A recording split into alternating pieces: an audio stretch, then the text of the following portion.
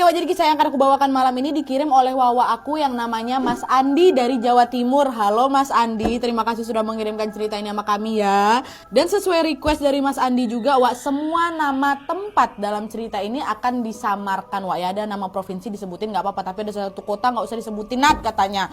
Dan pengalaman horor ini dialami sama Mas Andi pada tahun 2018 lalu, Wak, dimana pada saat itu Mas Andi sama istrinya yang dinamakan Mas Intan pula, Mbak Intan, baru saja dikaruniai seorang anak. Dan FYI sedikit, Wak ya, sebelum adanya kejadian horor ini, Mas Andi ini termasuk orang yang nggak percaya gitulah sama hal-hal mistis, sama kayak beberapa kalian yang ada di sini ya kan. Makanya dia ya tetap berani-berani aja tuh naik motor jauh-jauh malam-malam. Dia tuh lebih takut sama begal lagi, Wak, katanya, dibanding hantu.